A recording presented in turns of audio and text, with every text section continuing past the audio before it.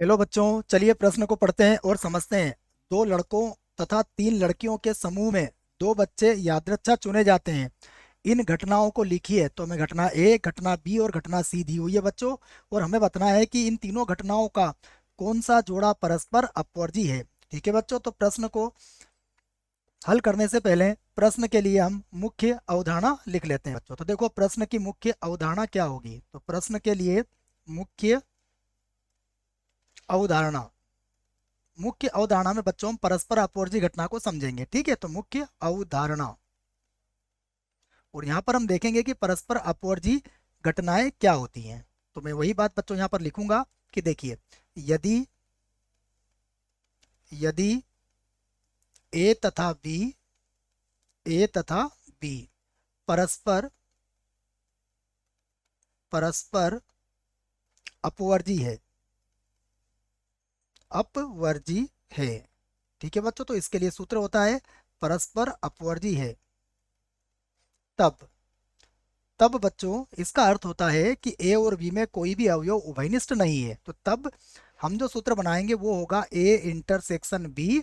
यह क्या होगा, सदैव फाई के बराबर होगा बच्चों।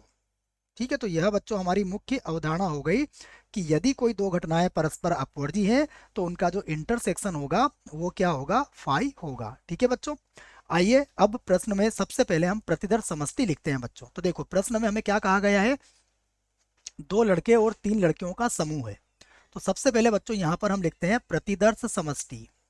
ठीक है, तो यहाँ देखो बच्चों, एस बराबर क्या होगा, दो लड़के हैं बच्चों। तो देखो, पहले लड़के को मैं बी वन से व्यक्त कर देता हूँ। तो बी वन के साथ बच्चों दो बच्चे अगर आएंगे तो बी वन बी टू हो सकता है।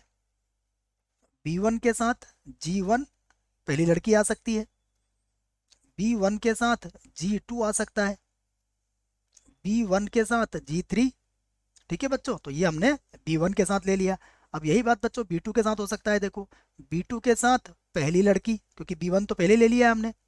बी टू के साथ दूसरी लड़की जी टू, और बी टू के साथ ये हो सकता है बच्चों तीसरी लड़की, तो ये हो जाएगा जी थ्री।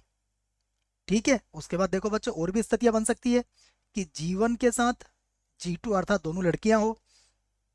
जी टू के साथ जी थ्री, यहाँ भी दो लड़कियां हैं बच्चों। या फिर जी वन के साथ जी थ्री। यह स्थितियां बच्चों हमारी बन सकती है। ठीक है, तो एक दो तीन चार पाँच छः सात आठ नौ और 10 स्थितियां बनी है बच्चों। ये जो 10 स्थितियां बनी है बच्चों, इसको आप चाहें तो एनसीआर के गुणधर्म से चेक भी कर सकते हैं। देखो बच्चों, यहाँ पर हम इस बात को चेक कर लेते हैं बच्चों कि देखिए, हमारे पास पांच बच्चे थे बच्चों। उसमें से हम कितने ले रहे हैं, दो का समूह बना रहे हैं। तो पाँच सी दो किसके बराबर होगा बच्चों, ये बराबर होगा 5 गुणा 4 और बटा 2 गुणा 1 के। तो ये बराबर कितना आ जाएगा बच्चों, 10। तो हम यहाँ से समझ सकते हैं कि यह 10 स्थितियां संभव थी जो हमने लिख भी ली है बच्चों। ठीक है, अब देखो यहाँ से हम लिखते हैं ए। ए में हमसे क्या कहा गया है, चुने गए बच्चे लड़की हो। तो बच्चों लड़कियां होना चाहिए केवल। तो उसके लिए हमारे पास स्थितियां क्या बनेगी, जी वन जी टू, या फिर जी टू जी थ्री, या फिर जी वन जी थ्री। ठीक है बच्चों, ये तीन स्थितियां संभव होगी। आइए बच्चों, अब हम बी लिखते हैं। तो देखो, बी बराबर क्या होगा, बी में हमसे क्या कहा गया है कि चुने गए समूह में एक लड़का तथा एक लड़की हो बच्चों। तो देखो, एक लड़का और एक लड़की के लिए हम क्या क्या स्थितियां बनाएंगे। ये हो सकता है B one G one, B one G two, B one G three. ठीक है बच्चों, सभी में एक लड़का और एक लड़की है। और बना सकते हैं हम B two G one, B two G three और बी टू जी टू भी हो सकता है बच्चों। तो देखो, इन सभी स्थितियों में बच्चों हमें क्या मिल रहा है, एक लड़का और एक लड़की मिल रहा है।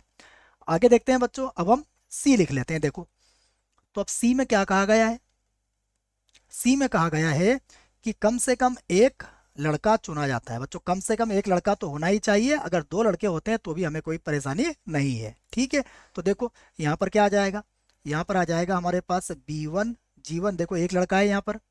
फिर बनेगा बी वन जी टू, यहाँ पर भी एक लड़का है। फिर बनेगा बी वन जी थ्री, देखो यहाँ पर भी एक लड़का है। उसके बाद बनेगा बी टू जी वन, देखो बच्चों यहाँ पर। फिर बनेगा बी टू और जी टू बन जाएगा। उसके बाद बनेगा B2 और आ जाएगा हमारे पास G3। देखो इन सभी में एक लड़का है और एक स्थिति और बन सकती है क्योंकि कम से कम कहा है, तो हो सकता है कि हमारे पास दोनों ही लड़के हों बच्चों। तो ये हमने A, B और C लिख लिया है। अब बच्चों यहाँ पर हम A इंटरसेक्शन B ज्ञात करते हैं। देखो तो अब देखो बच्चों, सबसे पहले A इंटरसेक्शन B का मान ज्ञात करेंगे। तो A इंटरसेक्शन B अर्थात A और B में क्या उभयनिष्ठ है? तो बच्चों A और B में कोई भी अवयव उभयनिष्ठ नहीं है। ठीक है। फिर देखो बच्चों, हम निकालेंगे B इंटरसेक्शन C। तो B इंटरसेक्शन C में देखो बच्चों, हमें कहीं अवयव उभयनिष्ठ मिल जाएंगे, अर्थात कहेंगे यह बराबर नहीं होगा किसके? फाई के। ठीक है। उसके बाद निकालेंगे A इंटरसेक्शन C, और ए और सी में देखेंगे बच्चों तो हमें यहाँ पर भी कोई अवयव उभयनिष्ठ नजर नहीं आएगा। इसका मतलब हुआ कि ए इंटरसेक्शन बी का मान भी फाई है और ए इंटरसेक्शन सी का मान भी फाई है, परंतु बी इंटरसेक्शन सी का मान फाई नहीं है। तो बच्चों अब हम हमारा उत्तर दे सकते हैं कि अतः ए तथा बी क्या है? परस्पर परस्पर अपवर्जी है। अपवर्जी है। ठीक है बच्चों, एक जवाब तो यहाँ से दे दिया हमने। तथा एक और मिल जाएगा बच्चों हमें, हम यहाँ पर ये भी लिख सकते हैं कि ए तथा सी ये भी क्या है? परस्पर अपवर्जी है। अपवर्जी है। ठीक है बच्चों, और हमारे पास पता लग गया कि बी और सी परस्पर अपवर्जी नहीं है। आशा करता हूं बच्चों आपको इस प्रश्न का उत्तर समझ में आया होगा। धन्यवाद।